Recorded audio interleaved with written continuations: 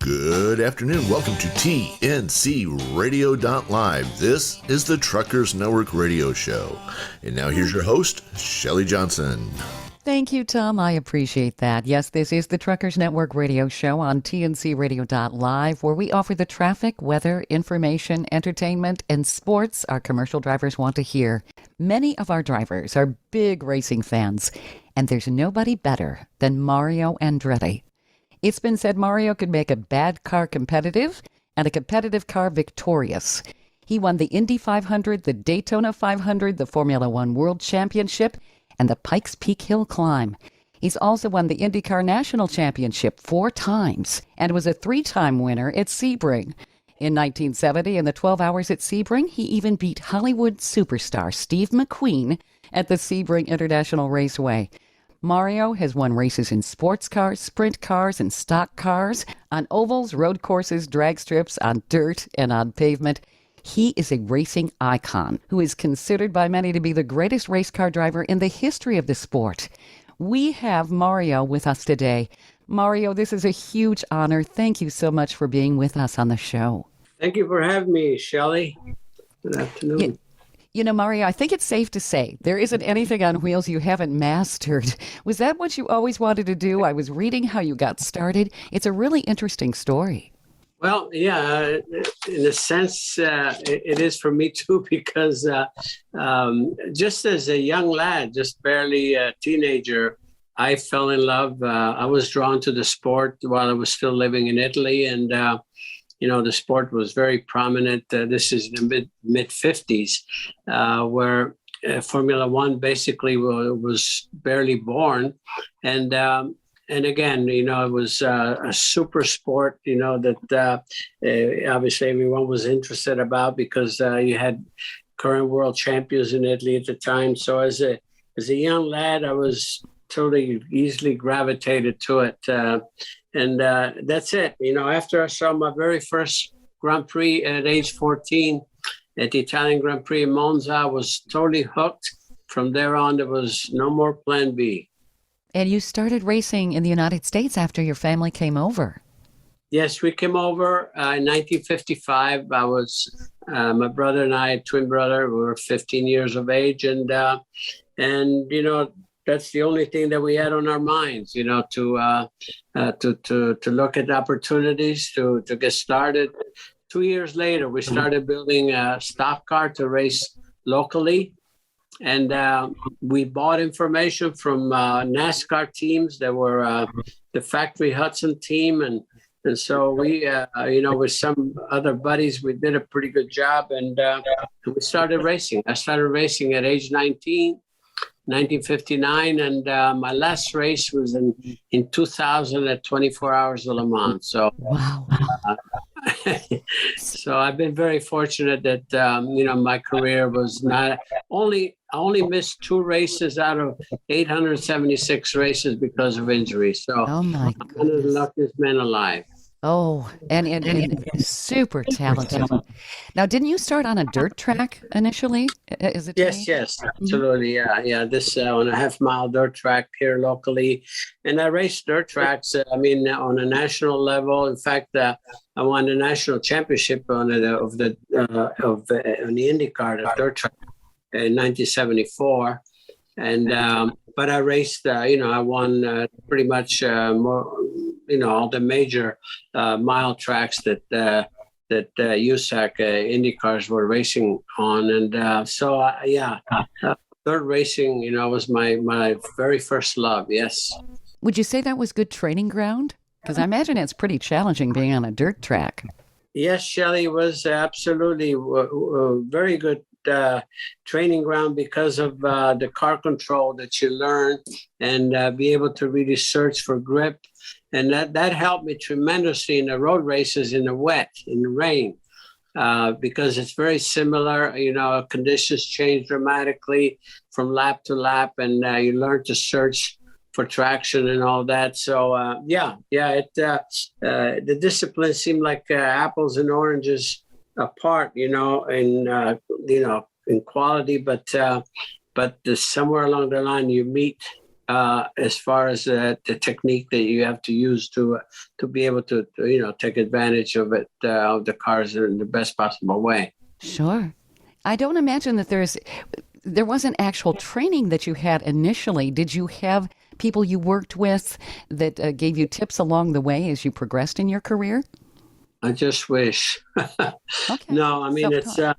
at first, you're sort of now they have some driving schools and so forth that you have instructors that can obviously give you some very good tips along the way as far as techniques. But when I started, it was basically just driven by passion and love for what you were going to do, and then you learn from the competition that the ones you're up against that have been winning. The winners, they're the ones that you have to be observant. Nobody was sharing any tips, I can tell you that. And in fact, most of the time as a kid, you try to go to the veterans, and they lie like the devil, because, especially sometimes, a young lad like us, we were so passionate, so, ready to go that we could be a thorn on anybody's side. So nobody was too eager to teach us too much, but you had to observe. You have to be observant, and you'd be surprised how quickly you could learn just even by following. Well, I imagine even the veterans saw some huge talent in you as you were coming up the ranks. Well, Shelley, the way I look at it is there's always someone that's better. When you enter any category, especially at the beginning, you got to go to the top. Who do we have to beat to go anywhere? And it's easy to to identify that, and that's what you do. I mean, I've learned tremendous amount of the characteristic what you had to do as far as where to run and so forth by watching the real pros at the time, and they're the ones that make you a better driver because that's if you're going to beat them, you got to do just a little bit better than they do. I mean, maybe take a little more risks, calculated risk, or whatever it takes, but you learn a lot by observing. What would you say are the skills that you need to have to race the way you have? I mean, there isn't anything you really haven't raced, which I find amazing. Well, as far as the skill is to be, is all about experience, just have as much opportunity, as much seat time as possible, in these cars. And I was always attracted by doing the different categories because you always learn something different that applies, as I told you, maybe on the other side, from sports cars even to single-seater to stock cars. And by doing all of that, you learn to adapt also, to adapt to characteristic of the cars. And but it's all about, get as much running under your belt as possible. The testing, what was really good for me that at the very beginning, when I reached the top level of Indy cars, the team that actually hired me was involved in the development of the race tires as we know them today with Firestone. And I was doing thousands of miles testing at different tracks, which taught me an awful lot of what I needed to know about all the things to try. And it's a trial and error in many areas, obviously, because you're at the limit of something. And so that's what it's about. It's and if I really knew, how to really give the formula, I would bottle it and sell it. But it's hard to really put a lot of things into words. It's a formula based on experience, but certainly skill. You have to have talent to do it. And I would imagine a certain element of courage. Not everybody can do that. Well, there's the danger element is always there, because you're at the limit of something that can really hurt you. If you go over the limit, it's simple. You're going to crash. But to be able to be competitive, you have to be right on that razor's edge. And again, that's the trick. That's what you work at, and you develop, the skills to get the feel of when the traction is about to leave you, and so again, a lot of that comes from experience. It just practice, practice, practice. There you go. Like anything else. We have to go to break here, but we'll definitely be back. I want to hear some more great stories. We're talking with racing legend Mario Andretti. This is the Truckers Network radio show on TNCRadio.live. I'm Shelley Johnson with Tom Kelly. Stay tuned for more coming up.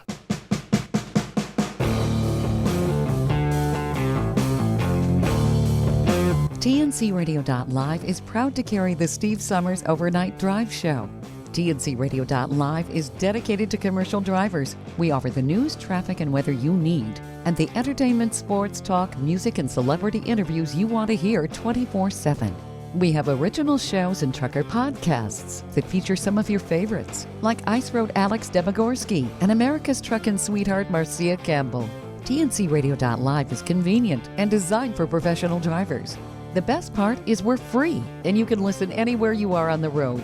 With just one tap, you can tune into Steve Summers and us right on your phone. Simply download our app by going to app.tncradio.live. That's app.tncradio.live. Industry movement Trucking Moves America Forward is telling the story of the industry. Our safety champions, the women of trucking, independent contractors, the next generation of truckers, and more. Help us promote the best of our industry. Share your story and what you love about trucking. Share images of a moment you're proud of. And join us on social media. Learn more at truckingmovesamerica.com. Welcome back to the Truckers Network radio show on TNCRadio.live with Shelley Johnson and Tom Kelly. We're speaking with racing legend Mario Andretti. Mario, you've made racing a family tradition. Not every driver can say that. It's become a wonderful legacy, which was started by you and your twin brother. How did that all start? Well, it started, as I said earlier, with just a passion, something that captured our imagination when we were very young, just barely teenagers. And we just followed the pursuit. I mean, at the time, we were in a refugee camp because of after the war. I mean, it's a long story, but it seemed like an impossible dream. But as soon as we arrived in America, things opened up, the opportunities opened up, and we started racing. And we built our own car. We started in as I said earlier, 1959, and never looked back. We just started with our own car that we built locally, and we progressed. I progressed from stock car to three-quarter midget, full-size midget, sprint cars, Indy cars, and then sports cars, Formula One, sport, Can-Am, and you name it. But I was just, both Aldo and I were just totally driven, we had all of our ambitious goals ahead of us. And again, I was the fortunate one. Aldo has several injuries and so forth. He only raced for 10 years from 59 and 59 to 69. And he had to retire after a couple of, bad accidents on a racetrack, but somehow I was a lucky one and kept going. But I had Aldo's undivided support throughout, and as you can see, that there's on his side, between his side and my side, there are four race drivers on each side, so there are 8 of us, and there are third generation race drivers on my side, and his side as well. So as you can see that we had some of our kids, that felt that they wanted to pursue and follow our footsteps, and that's it. And that's what we have. And we've been at it, as I say, since 1959. Wow. There've been, that in 1980, 1991, 1992, there were 4 of us and the same family that started the Indianapolis 500 both years. It never happened before since 4 members of the same family at the Indianapolis 500. So we're very proud of a lot of moments. I mean, Michael, my son Michael, and I were on podium in an IndyCar race 15 times. That's top three. And we were first and second 5 times. We started on the front row of an IndyCar race 10 times together, father and son. So, looking back as a family, we had some fabulous moments that were precious, as precious could ever be. We raced with teammates together in the 24 hours of Le Mans, the 24 hours of Daytona, and on and on. So great opportunities. At Le Mans, it was my nephew John, my son Michael, and myself in 1988 driving for the factory Porsche. So, Wow. That's got to make you so proud and put a smile on your face to make it a family tradition and see generations of your family involved in racing. And you could be a mentor. Were you their teacher as they were coming up the ranks? well, of course, definitely they could rely on myself and even my brother, to be able to give them, tips along the way and prepare them the best way possible. Then they're on their own. There's only so much you can teach, but you try to teach them. You can't teach anybody to go fast. You can teach them to be safer and maybe to be mindful of what to look for and so on and so forth. That was always the main objective here, because the sport is, as satisfying as it can be in many ways. It can be very cruel as well. So you have to look at that side, to try to avoid all of that as much as possible. Your skills have been just nothing short of amazing. I imagine there are a lot of drivers who said the worst thing they could see on the track was Mario Andretti in their rearview mirror because they knew you weren't going to be there for very long. Well, that's the objective. Sure. If you're following somebody, you have to annoy them. You have to be right there, ready to take over. And if you're in that position to do so, you like to make someone as nervous as possible because the objective is to get ahead of them. Yeah. So there've been times where it was the other way around too. So I knew very well how it felt to be pursued, with a lot of intensity. And so whenever I had the opportunity to do that, I knew exactly what to do to annoy whoever was following. Did you get some of that practice maybe with your brother?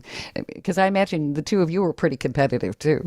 Yes, we were, no question. I think in the early part of our careers. But I had a lot more of that with my own son, Michael. I had my other son, Jeffrey, as well, that, he raced for quite some time, but he had another one of those unfortunate situations that in 1992 at Indianapolis, where he had a hub break, a wheel come off at around 200 miles an hour. And then it was a terrible situation. So, and after that, he pretty much had to retire from the sport. That would be scary. Is there a particular type of race or race car you prefer? I mean, you've driven them all pretty much. Do you have a favorite? Well, it's not a race car. It's a series. My specialty was, the true form of the sport, which is open wheels, single seaters. Mm-hmm. But at the top level of the disciplines, there are others, the NASCAR, stock cars, you have sports prototypes and everything. But my specialty was, which is the fastest form of the sport, whether it's in Indy cars or Formula One, single seaters. They're not a derivative of anything. They're like a fighter aircraft versus a bomber, so and the cars that I really love, that I enjoy, are the ones that I could win races with. That's an easy one. That's an easy choice, is what I'm saying. Oh, sure, absolutely.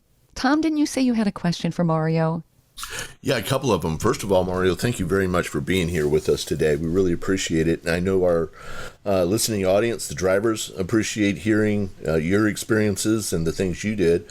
I got a couple of different questions for you. One is, I was talking to you before the show began about, they're racing big rigs now in this big rig racing series that they've got going on. Did you ever race a big rig? We have a fleet of Peterbilts and Kenworths.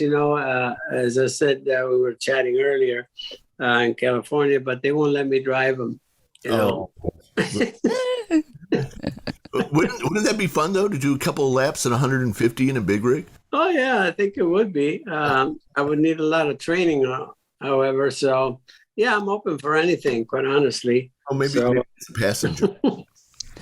No passenger. No. Well, what if Bezos or one of these guys offered you a spot to go up on one of the rocket ships and go up into space for a little bit? Would you do that? I'm claustrophobic. I'm not sure that I would go up on a rock.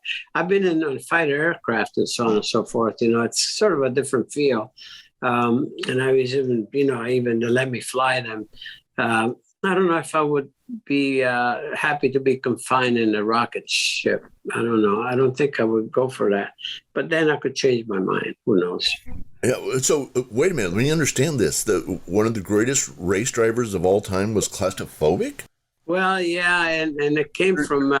It started with actually an accident I had in Austria with the Formula One, where I got upside down and I was. And I thought I was trapped, and just all of a sudden, it was just a terrible feeling, and ever since I've been claustrophobic. Wow! I landed in the marsh, upside down. Oh my! I really felt like I could hardly breathe, and I was not injured actually, fortunately, but and I had. All my senses, and that's not good either, because it seemed like forever before they got to me. Sure. And ever since I've been claustrophobic. Interesting. Well, that would be terrifying. No doubt about that. Wow. Yeah, it was terrifying. We have to go to break here. I definitely want to hear some more stories, Mario. This is such an honor to talk to you. We're speaking with racing legend Mario Andretti. You're listening to the Truckers Network radio show on TNCRadio.live. I'm Shelley Johnson with Tom Kelly. Stay tuned for more. Coming up, great leaders challenge their people not to stop at the first right answer. Tighten the Lug Nuts is the book that will help you move past that first right answer to be more effective, more productive, and more successful. This book serves as a blueprint that can be easily applied by leaders, entrepreneurs, truckers, owner-operators, all of us in our everyday lives. This is one of the best leadership books you can read to help you accelerate towards your personal and professional goals. Plus, a portion of the proceeds will be donated to truckerschristmasgroup.org. Visit TightenTheLugNuts.com to order your copy today. Welcome back to the Truckers Network radio show on TNCRadio.live. I'm Shelley Johnson with Tom Kelly, and we're talking with racing legend Mario Andretti. Mario, I was wondering, when you first began racing, what did your dad think of you and your brother racing? Did you tell him?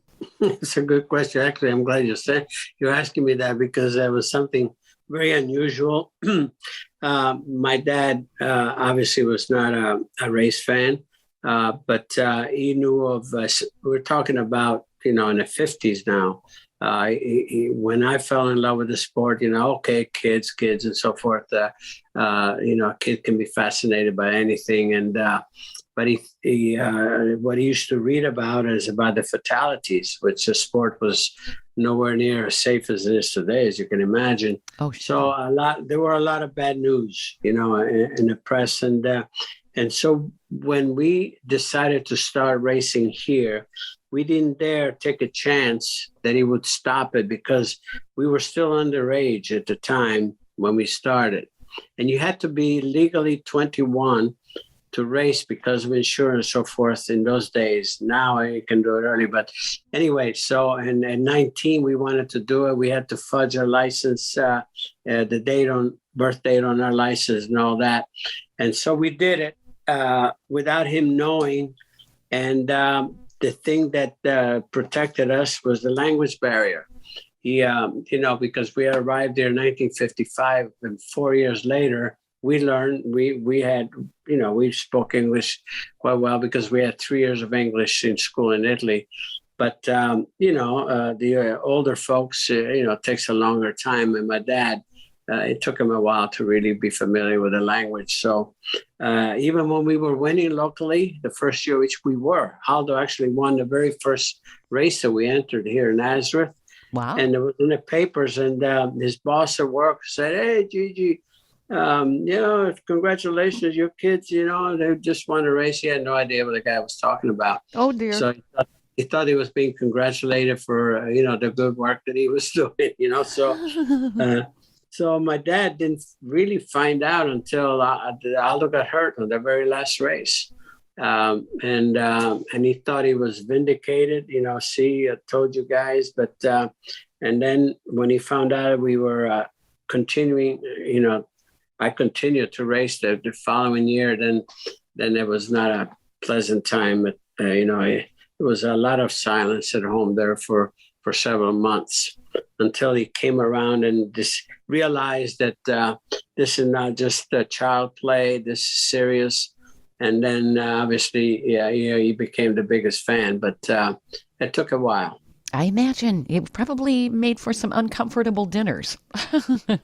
You're right. Yeah. And you know what? I'm not saying this that we tried to defy what my parents, my dad, his wishes. It's just that he did not understand how much passion and love we had from what we were doing. I wanted that to be my career, my life. And and it took a while for him to understand that. And obviously when he finally came around to that, and then of course he was my staunchest follower, it was no question. That had to make you feel so wonderful. And he was proud of us. Oh, to have your father as a champion for you, that's so important. Yes. Absolutely. So you took the checkered flag 111 times during your career that stretched 5 decades. What would you say were the most memorable races of your career? Well, when you obviously, you win the classics, the Indy 500, Daytona 500, very important, but on a personal level, when I won the Italian Grand Prix, can you imagine when I was 14 years old, I was watching my biggest idol competing there, Alberto Ascari, current world champion. And my dream began there. And can you imagine, there's where I won that Grand Prix in 1977, and I clinched the world championship at that race in 1978. So from a personal satisfaction standpoint, that had to be it. That had to be, you talk about, things coming full circle. That's as big a circle as you could ever have in your life. So that's why, I feel that I've been so blessed to have been able to accomplish, some of my, definitely the most ambitious goals that I had when I was a young lad. That's got to be so exhilarating. What does it feel like to get to that plateau? It's hard to really explain. It's an amazing, it's a feel of accomplishment. It's almost like even a big weight off your shoulders, because what if it didn't happen? You wanted it so bad, but it's the ultimate satisfaction that you could possibly have. And again, I said this every time. I said, I count my blessings every day. I take nothing for granted, because I didn't do it alone. I had a lot of help. Our sport is very, very complex. You need teamwork. You need people around you that give you the equipment that's capable of doing the job, just like the truckers do. If you're gonna meet your mission properly, you cannot have any breakdowns or this and that. It's the same thing in our sport. You have to have proper equipment to do the job the best way possible. And I had all that. I had wonderful support, from my wife. Deanne and I were married for 56 years. And and she supported me all the way, and took care of the family, and for me, kept me serene, always, in my work. And so anyway, there are a lot of factors that contribute to all that. And again, I've been blessed. Absolutely. What was it like during the 12 hours at Sebring to race against Steve McQueen? Well, actually, Steve McQueen as an actor, he was okay as a race driver. His teammate was really the one that was doing all the work, quite honestly. Okay. But they were what actually had me upset that they were giving Steve all the credit for this special driving that was being done in his car, and he was sitting on a wall, on the pit wall, So. It's a long story how this happened. I mean, we were leading earlier. My car broke down, and then I was asked to drive I was driving for Ferrari, the Ferrari team, and I was asked to drive for the last stint, and brought the car up from third to first. And I had to pass, the car that Steve McQueen that was his car, but that was driven by Peter Revson. And I felt bad for Peter, but I didn't feel bad for Steve, unfortunately. It was interesting how this all happened because again, the car that our car, we were way in the lead, and we had a gearbox problem, a transmission problem, and so I was ready to quit, but they put me in a car that was the only Ferrari that was left. There were 3 Ferraris in that race, and the one was left was running third. So they put me in that car, and I was able to bring it up to first, and we won it. And so the big deal was that obviously Steve McQueen is a celebrity that was part of it. So, but a celebrity, I give him credit. He was a pretty good race driver, but he was not at the level that some of the other professionals were. Absolutely, and certainly not to your level. But it got a lot of press at the time because it was Steve McQueen. Well, I'm not a good actor either myself, so it evens out. It evens out. Tom, did you have any questions? Well, we were talking about Steve McQueen. I also know that you were involved with Newman Haas racing team. How was it working with Paul Newman? It was fantastic to have had Paul in my life for so many years. Was just a jewel. I mean, a precious part of my life in so many levels.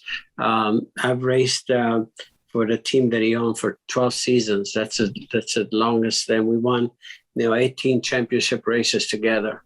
But on a human side, he was such a great man at all levels. So we miss him terribly. But I look back at those moments with great fondness, quite honestly. And he was a heck of a race driver as well, too. That's pretty cool. Yes, he won several SCCA, like 4 national championships and so forth. So he really understood the sport very well. It was not a professional series, but he did the job, and as a team owner with Carl Haas, he was really he was someone you wanted to be with because he provided us with the best equipment, bar none, did whatever we needed to have the equipment to win races and win championships, and then he was a hell of a great guy to have around. Trust me, at any moment. That's wonderful. That's great to hear. We have to go to break here. We're talking with racing legend Mario Andretti. You're listening to the Truckers Network radio show on TNCRadio.live with Shelley Johnson and Tom Kelly. Stay tuned for more coming up. Trucking Moves America Forward, or TMAF, is building a positive image of trucking by telling the story of the hardworking drivers and industry professionals who support the industry. And you can be a part of it. Learn more about TMAF and how you can join and be a part of the industry movement working to build a strong image of trucking by visiting TMAF's website at truckingmovesamerica.com. You can also follow us on Facebook, Twitter, Instagram, and our latest channel, TikTok.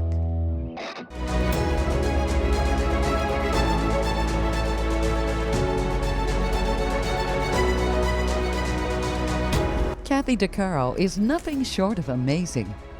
She not only drives the world's biggest truck as a heavy equipment operator in northern Alberta, Canada.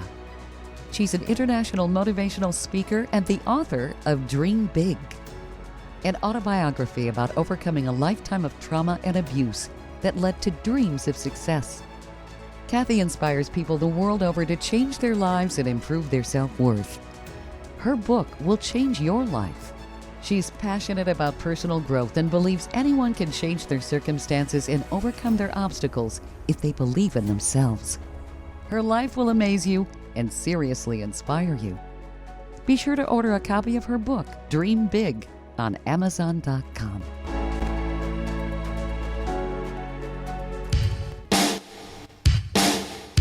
Welcome back to the Truckers Network radio show on TNCRadio.live with Shelley Johnson and Tom Kelly. We're talking with racing legend Mario Andretti. Mario, you've been telling us some really great stories of how you came up and how you evolved. What do you think about racing today and what's going on?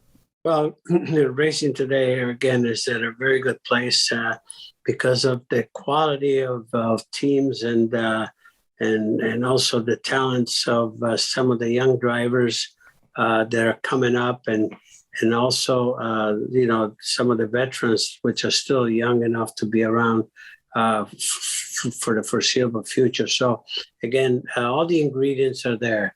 When the product is there, you couldn't want anything. You don't need anything more because the fan interest seems to be at a peak. Look at the attendance at the events around the world. Australia just broke a record for the weekend, 418,000 people for the event and so forth. You get about 350,000 at Indianapolis, for the one day. And last year at Austin at the Formula One race, the claim was a little over 400,000 for the 3-day event. So again, this past weekend at Long Beach was another banner event. So that shows that the sport is very healthy. I'm very proud of my son, Michael, with his team. He's involved in basically a lot of the major disciplines. He's also involved in a lot of the categories that it's basically training grounds, for the young drivers, to come to the top level.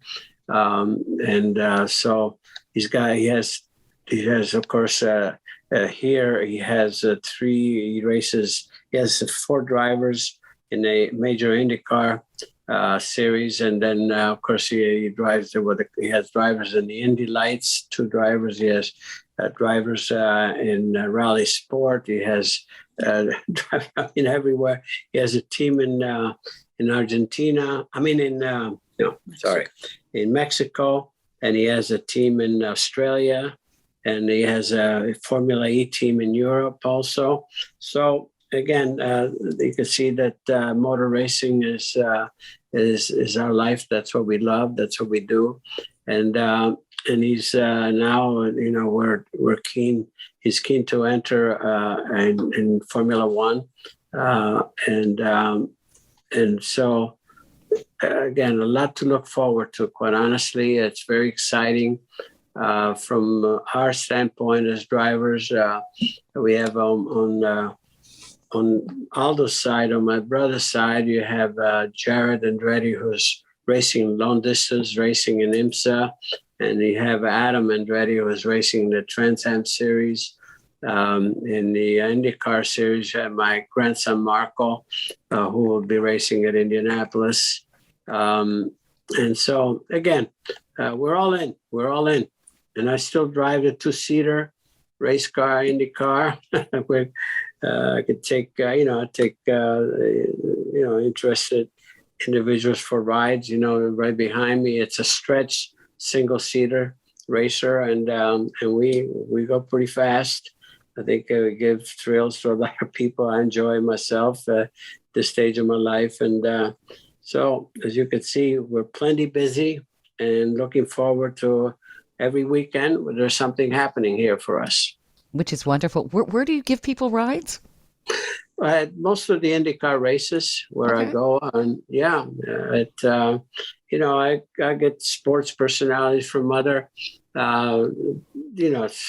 walks of sports, and I give the journalists and media rides, and I give fans rides, and I think I think it's a great way to really expose and showcase our sport. Sure. It's been a very popular program. I've been involved in it. They've had this for several years, where they get the top drivers to drive with us, and so it's fun stuff. Oh, and it's in your blood, and what a wonderful way to spend your free time. I don't have any free time. Well, that's probably a good thing. I was going to ask, as a professional driver, do you think it's safer to drive on the freeway, or would you rather be on a racetrack with professional drivers around you, as opposed to what our commercial drivers have around them on the freeway? On the racetrack, 100%, much safer. We have a driver with us right now, Tom Kirk. Do you agree with that? Yes. If I could drive on a closed course every day of the week, I would, especially if I had people like Mario and the Unsers and some of his family around me. I'd feel a whole lot safer. Absolutely. At least you know that you're around people that they know what they're doing, and they're not coming toward you. Exactly. I know as a kid growing up, my mother would see me take off sometimes. She goes, "Who do you think you are, Mario Andretti?" Now I get to tell her I've talked to him. There you go. Will she believe you, Tom? If she doesn't, I'll have to give her a copy of this recording. Okay. I think we could arrange that. I was going to say, but Mario, I do, on behalf of all the drivers, do want to thank you for joining us this afternoon. It's been an absolute pleasure to listen to your stories. Thank you very much. I'm enjoying the chat. Yes, and the commercial drivers really love the fact that you know how important they are. They certainly keep this country rolling, that's for sure. Yeah, you bet. I mean, I tell you what, there's no one that has the appreciation for truck drivers as much as I do. I understand they're real professionals, and the world cannot exist without them. And we depend so much from every standpoint. And so, we're on the road, man. I always wave, man. We love you guys. And we really, really appreciate you being on the show. So do you have future plans that you know of for Andretti Racing, the racing team? Oh, ambitious plans indeed. Yeah. I mean, I think the objective is to enter Formula One. As it was, Team Michael is doing that. And which is excellent. And so that's, I don't think in our sport, I don't think you can do any better than that. Absolutely. Well, I think this has been an absolute pleasure talking with you, Mario. Is there anything you would like to add? I know we've covered a lot of bases here, but I think our drivers have really gotten a really good idea of who you are, which is really wonderful. Well, if this series, the truck series, gets any legs in the States, you could probably give me a ride somewhere in one of the top trucks. Maybe I could just start a new career. Who knows? There you go. That would be terrific. Keep me in mind. Okay. Yeah. Absolutely. We know some people. Maybe we could connect you. Perfect. Terrific. Thank you so much, Mario. I really appreciate you being on the show. You've been listening to the Truckers Network radio show on TNCRadio.live. I'm Shelley Johnson with Tom Kelly. We've been speaking with racing legend Mario Andretti. Thank you for listening to another great interview on TNCRadio.live and the Truckers Network radio show. All of the material you hear on TNCRadio.live, on our website, our broadcasts, or our podcasts are copyrighted. There can be no distribution without the express consent of TNCRadio.live and its partners. For inquiries, write us at info@tncradio.live.